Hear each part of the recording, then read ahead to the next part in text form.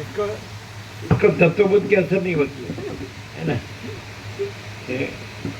उनके माजी life partner में जितना इंटरेस्ट है इतना ही तत्वबोध में नहीं, लेकिन जहाँ हंसी आती है ना उतना इंटरेस्ट है।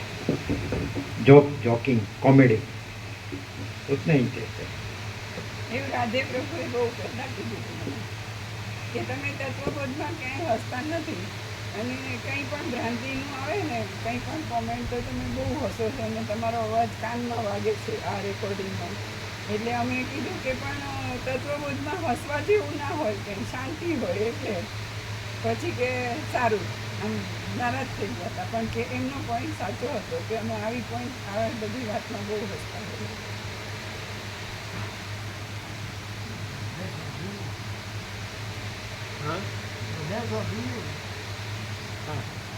એને કહ્યું સાંભળ્યું ત્યાં બેસી ક્યાં બેસે માઇક ચાલુ રાખે પ્રસાદ છે બાંટ કે પાવો. એક વખત રાધે પ્રભુએ અમને કીધું હતું કે તમે છે ને તો આ તત્વબોધની અમે ઓડિયો સાંભળીએ છીએ, એમાં તત્વબોધમાં ક્યાંય તમે હસતા નથી, પણ આવી કંઈ પણ કોમેન્ટ આવે ભ્રાંતિની કે એવી કંઈ પણ તો તમે બહુ હસો છો ને તમારો અવાજ અમને કાનમાં વાગે છે. એટલે અમે એ પછી ધ્યાન રાખ્યું કે એટલું બધું અવાજ એમાં આવે નહીં, પણ એમનો પોઈન્ટ સાચો હતો કે અમે એમને કીધું કે તત્વબોધમાં હસવાનું ના હોય, એમાં શાંતિ હોય, અને આ જે કંઈ કોમેન્ટ કરે છે તો એમાં અમને હસવું આવે છે, તો ધ્યાન રાખીશું કે અવાજ કાનમાં ના વાગે.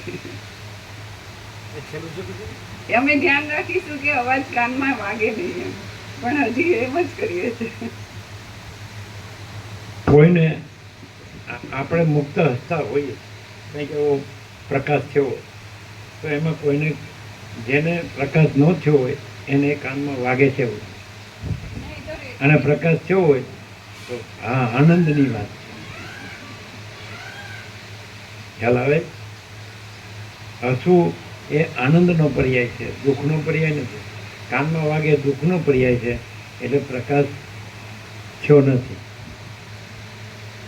અને માઇકમાં અવાજ બહુ હસવાનો આવે એની માટે કહેતા હતા, રેકોર્ડિંગ માટે.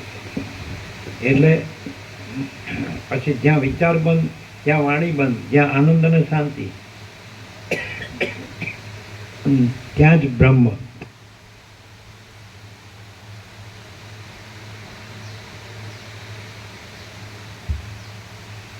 હજારો જન્મ તથા મરણના કારણને પામેલો જીવ ઘણા જન્મ થયા પછી મોક્ષ પામે છે, ત્યારે જ્ઞાની એક જ જન્મમાં મોક્ષ પામે છે. ચૈતન્યના સ્વભાવને જેવી ઉપાધિનો સંબંધ છે તેવા તેના કારણ બંધાય છે. તેથી કોઈ સમયે સ્વર્ગ, કોઈ સમયે મોક્ષ, કોઈ સમયે નરક તથા કોઈ સમયે મોક્ષ, કોઈ સમયે નરક તથા કોઈ સમયે બંધન પ્રાપ્ત થાય છે. જેમ સુવર્ણમાં કડા તથા કુંડળ વગેરે સોનું છે, તેમ કાષ્ઠ તથા લોષ્ટ સમાન આ જળ દેહમાં જન્મ મરણ વગેરે વિકાર રહેલા છે. ઉપરના જન્મ મરણ વગેરે વિકાર જો કે ખોટા છે તથા થતા જ નથી, તો પણ ભ્રમને લીધે જન્મ થયો, સ્થિતિ થઈ તથા મરણ થયું વગેરે વિકારનો અનુભવ થાય છે. આશાથી પરવશ થયેલું ચિત્ત પોતાને પરમાર્થ જ્ઞાન ન હોવાને લીધે હું, મારું વગેરે અસત્ય રૂપ જુએ છે. જેવી રીતે મથુરાના રાજાને ચંડાળનો ભ્રમ થયો હતો, તેવી રીતે જીવને ભ્રમને લીધે જગતનું સ્ફુરણ થાય છે, પણ તે બધું મનોમાત્ર છે તથા ભ્રાંતિના ઉલ્લાસથી જણાય છે. હે રામ, સમુદ્રમાંના સૌમ્ય જળમાં જેવી રીતે પાણીના સ્પંદ ઉત્પન્ન થાય છે, તેવી રીતે બ્રહ્મરૂપી સમુદ્રમાં ચૈતન્યરૂપી જળને વિશે કારણરૂપ શિવની સ્ફુરણાથી જીવરૂપી ચક્ર, ચિત્તરૂપી મોજા તથા સૃષ્ટિરૂપી પરપોટા ઉત્પન્ન થાય છે. હે સૌમ્ય, માયાનો નાશ કરનાર પરબ્રહ્મનું સિંહના સમૂહે બગાસું તે જ જીવ છે. સંવિદનો એ આભાસ વિષય રૂપે રહેલ છે. ચિદાભાસ રૂપે બ્રહ્મ જીવ કહેવાય છે તથા સંકલ્પથી મન કહેવાય છે. વળી તેના બુદ્ધિ, ચિત્ત, અહંકાર તથા માયા એવા નામ પડે છે. ગંધર્વનગર અસત્ય છતાં સત્ય જણાય છે, તેમ મન તન્માત્રની કલ્પનાપૂર્વક આ જગતનો વિસ્તાર કરે છે. શૂન્ય આકાશમાં દ્રષ્ટિના વિસ્તારથી મુક્તાવલી દેખાય છે તથા સ્વપ્નમાં જેમ ભ્રમ થાય છે તેમ તે ચિત્તને સંસ્કૃતિનો અનુભવ થાય છે. આત્મા શુદ્ધ, નિત્ય તૃપ્ત તથા શાંત છે. તે ચિત્તરૂપી સ્વપ્નના વિભ્રમને જોતો હોય એમ જણાય છે. જાગ્રત અવસ્થા એ જ સંસ્કૃતિ છે, અહંકાર સ્વપ્ન છે, ચિત્ત સુષુપ્તિ છે તથા ચૈતન્ય એ તુર્ય ચોથું સ્થાનક છે. આમ પ્રત્યગાત્મા જીવ અત્યંત શુદ્ધ ચૈતન્ય માત્રને વિશે પરિણામ પામે એટલે તે તુર્યાતીત પદ કહેવાય. એ પદમાં રહેનારો ફરીથી શોકવાન થતો નથી. તે બ્રહ્મ સત્તામાં જ આ જગત ઉત્પન્ન થાય છે તથા તેમાં જ લય પામે છે. પણ ખરું જોતા જેમ નેત્ર દૂષણથી આકાશમાં મુક્તાવલી દેખાય છે તે મિથ્યા છે, તેમ આ જગતની ઉત્પત્તિ નથી અને લય પણ નથી. પૃથ્વીમાં રહેલા ઝાડ ઊંચા વધે છે તેની ઉન્નતિનું કારણ આકાશ છે, કારણ કે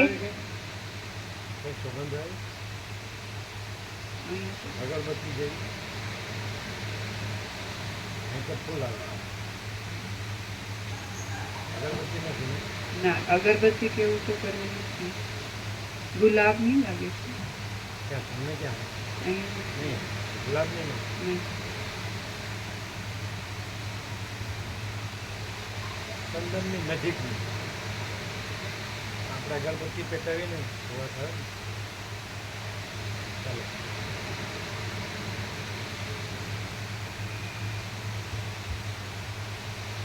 પૃથ્વીમાં રહેલા ઝાડ ઊંચા વધે છે તેની ઉન્નતિનું કારણ આકાશ છે, કારણ કે તે આકાશ ઝાડને ઊંચું થતાં રોકતું નથી. તેવી રીતે આત્મા માયાથી કરેલા સર્ગને રોકતો નથી. તેથી તેને વિશે કર્તાનો આરોપ છે, પણ વસ્તુતઃ આકાશ જેમ વૃક્ષનું ઉન્નતિ કરતા નથી તેમ આત્મા જગત કરતા નથી.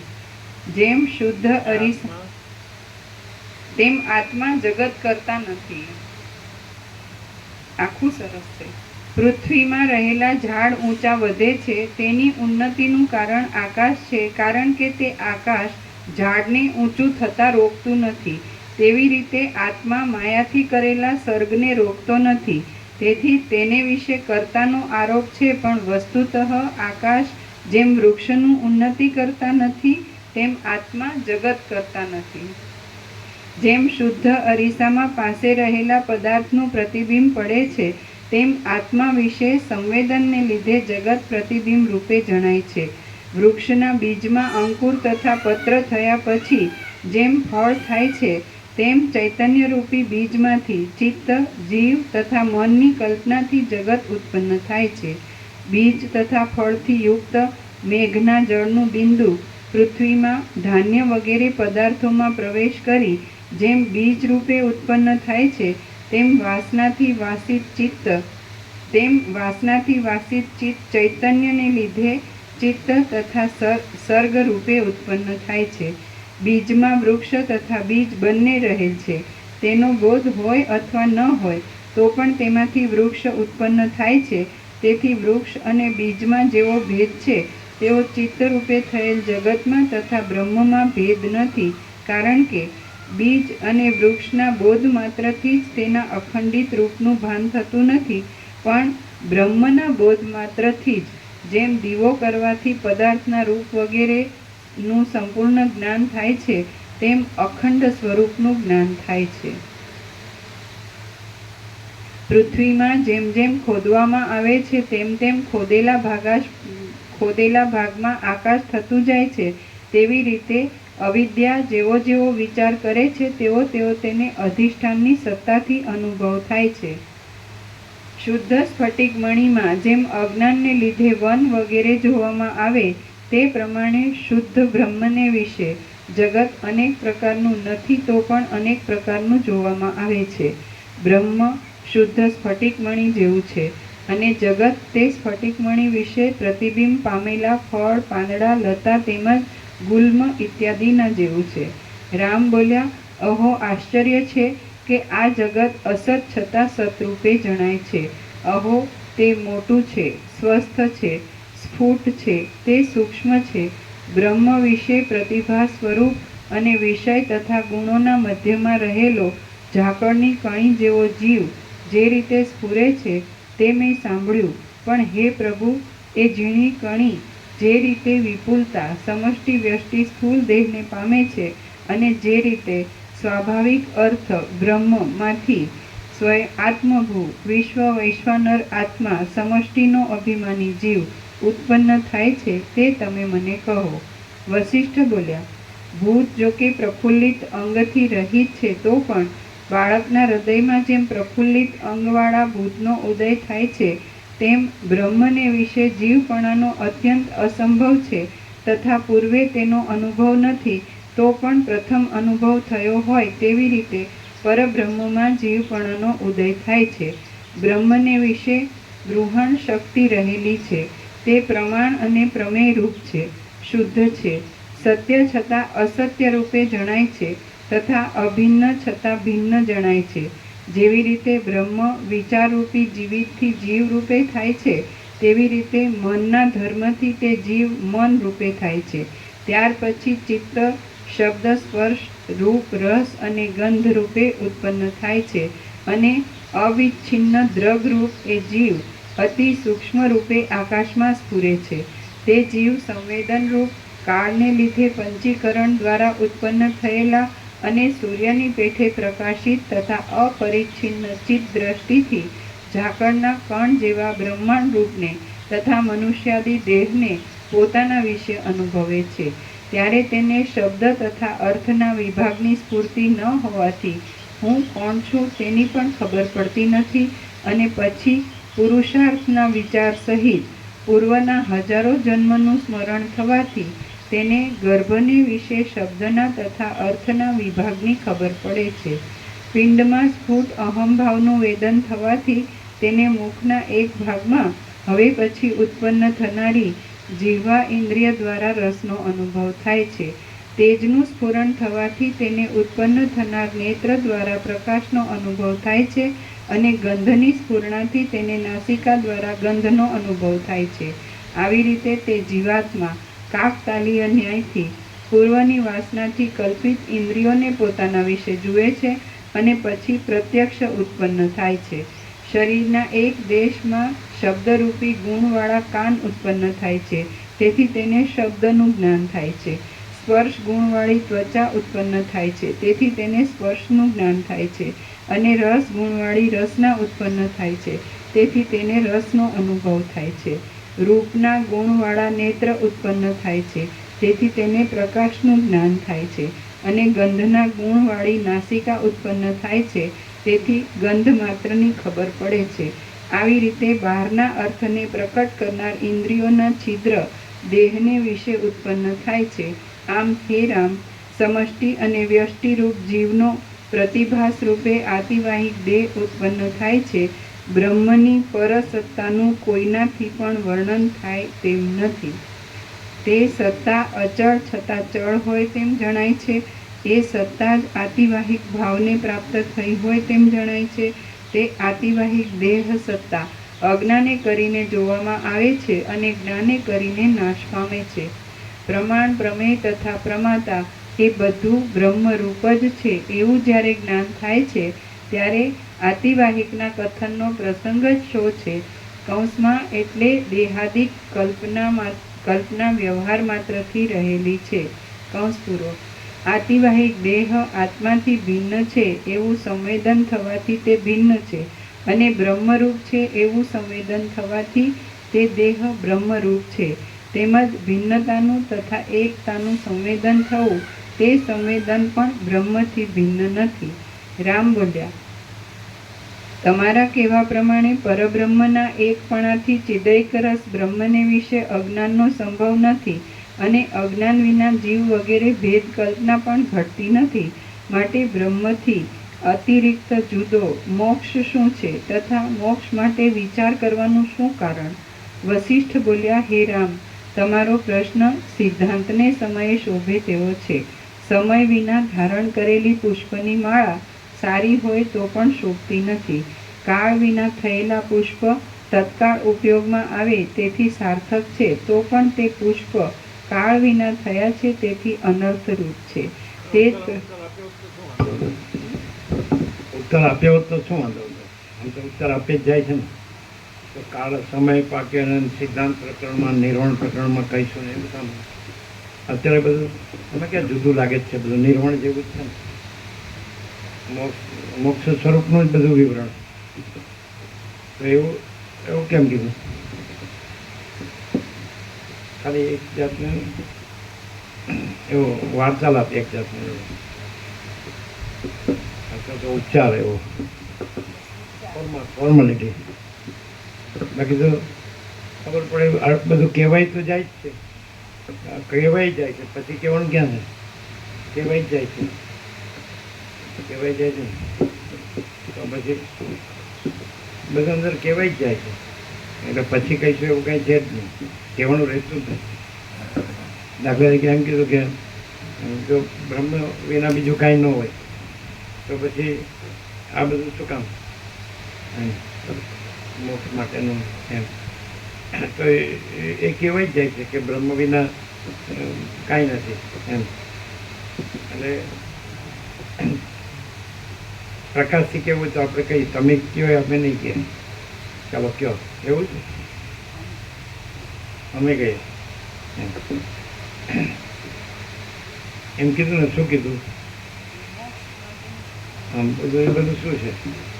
જો બ્રહ્મ વિના બીજું કાંઈ નથી તો એ બધું તમારા રામ બોલ્યા, તમારા કહેવા પ્રમાણે પરબ્રહ્મના એકપણાથી ચિદૈક રસ બ્રહ્મને વિશે અજ્ઞાનનો સંભવ નથી, અને અજ્ઞાન વિના જીવ વગેરે ભેદ કલ્પના પણ ઘટતી નથી.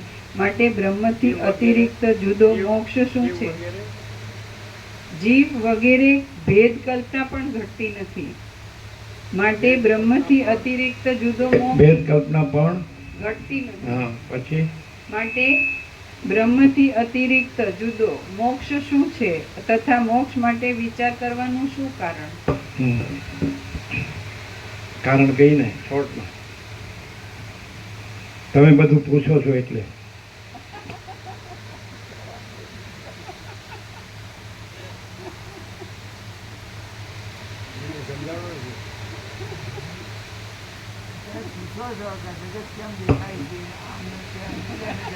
એ બધું તમે બધું વધારે અમે બધું કીધું, તમે બધું પૂછો છો, તમે બધું પૂછો છો એટલે. તમે ન પૂછો તો કોઈ કારણ નથી, બ્રહ્મ જ છે. અમે કોઈને કંઈ પૂછ્યું જ નથી કોઈ દી. ધર્મૂળ મુદ્દા એટલે કોઈને પૂછ્યું નથી. બ્રહ્મ વિશે નથી પૂછ્યું, જગત વિશે નથી પૂછ્યું, હું વિશે નથી પૂછ્યું, તું વિશે કશા વિશે પૂછ્યું જ નથી એમ. સાક્ષાત્કાર વિશે નથી પૂછ્યું, ભગવાન લાભ વિશે નથી. હા, એક પોઈન્ટમાં તમે પાક્કા છે એમ કે તો પછી શું છે બધું એમ એમ કે પ્રકાશથી અમે કહીશું કે આત્માની સાચી શાંતિ જ બધું છે, બીજું કાંઈ. અને આત્માની સાચી શાંતિ ન હોય તો બીજું બધું કાંઈ નથી, અને આત્માની સાચી શાંતિ હોય તો બીજું કાંઈ નથી, બીજું બધું કાંઈ નથી. અને પાછું એ ક્યાંય જોવામાં નથી આવતી, વચ્ચે એક્સેપ્શન છે, પરમ શાંતિ. એટલે આ એક સહજ છે. 3 શબ્દો છે પણ સત્રાક્ષરમાં તો પરમ પ્રકાશ, પરમ આનંદ, પરમ શાંતિ. આગળ તો અનંત પ્રકાશ, અનંત આનંદ, અનંત શાંતિ. કેવળ પ્રકાશ, કેવળ આનંદ, કેવળ શાંતિ. સહજ પ્રકાશ, સહજ આનંદ, સહજ શાંતિ. સંપૂર્ણ પ્રકાશ, સંપૂર્ણ આનંદ, સંપૂર્ણ શાંતિ. અખંડ પ્રકાશ, અખંડ આનંદ, અખંડ શાંતિ. અભેદ પ્રકાશ, અભેદ આનંદ, અભેદ શાંતિ. તો આ અકૃત્રિમ છે ને સહજ છે ને છે જ, તો એ ઇનેટ છે. એટલે એનું તો કાંઈ પૂછવાનું હોય જ નહીં, પોતે જ છે. અને બીજું તો છે જ નહીં, તો એનું પૂછવાનું હોય જ નહીં. તો તમે છે જ નહીં એનું પૂછો છો એટલે. તમે જે કાંઈ છે જ નહીં એનું પૂછો છો એટલે પછી એમ કહે છે હું સ્વયં સિદ્ધ વિશે કહેતો નથી. એમાં નિર્વાણમાં એવું આવે, હું તો આ જે બધું દેખાય છે તો એ નથી. અને કેમ નથી? બસ એટલું જ. બાકી છે તો સ્વયં છે, સ્વયં સિદ્ધ વિશે હું કહેતો નથી એમ કહે છે. હવે એમાં અને આ પ્રકાશમાં શું ડિફરન્સ? આખો વસીતનો પ્રકાશ છે યોગ વાસિત. પેલા 1,00,000 મંત્ર હતા અને સંક્ષેપમાં 32,000 કર્યા. અને આ બધું પ્રશ્નોની બધી વાટાઘાટ છે. તો એમાં આમાં શું ડિફરન્સ? ડિફરન્સ છે, સૂક્ષ્મ છે પણ છે. આ જે છે એ એમ પોતે તુર્યાતીત છે, છતાંય એમ કહેવું પડતું નથી કે હું તુર્યાતીત છું. પ્રકાશ એવો પોતે પ્રકાશે છે. અને વશિષ્ઠ છે એ તુર્ય રહીને તુર્ય નથી અને તુર્યાતીત જ સ્વરૂપ છે. અને ભ્રાંતિ સાપેક્ષ તુર્ય પ્રકાશ છે એમ પ્રકાશ કરી રહ્યા છે. અને પોતે નથી, આ હું તુર્ય નથી, તુર્યાતીત સ્વરૂપ જ છે એવું પ્રકાશ કરી રહ્યા છે. જ્યારે આ ઓરિજિનલ રિયલ પ્રકાશ પોતે જે છે એમાં હું તુર્યાતીત છું કે હું નથી, આ નથી કે તે નથી એવું કહેવાનું પણ નથી. અને જે છે તે છે. અને વસીતને પોઝિટિવલી લેવું હોય પૂર્ણ સ્વરૂપે તો એમ લેવાય કે જે સાક્ષ્ય સાપેક્ષ જે તુર્ય કીધું તો સાક્ષ્ય નથી, એ તુર્ય નથી, એ તુર્યાતીત જ છે. એટલે તમે કીધું કે તુર્ય નથી એવું નથી, એ તુર્ય જ તુર્યાતીત. ફેર પડ્યો ને?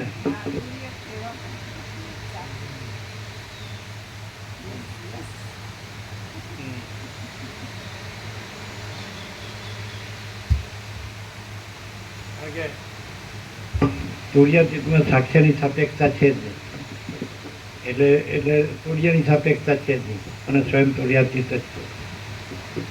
એટલે જ્યાં સાક્ષ્ય કહો છો ત્યાં તુર્યાતીત છે, સાક્ષી એટલે તુર્ય કહો છો ત્યાં તુર્યાતીત છે, અને તુર્યાતીત છે તુર્યાતીત છે.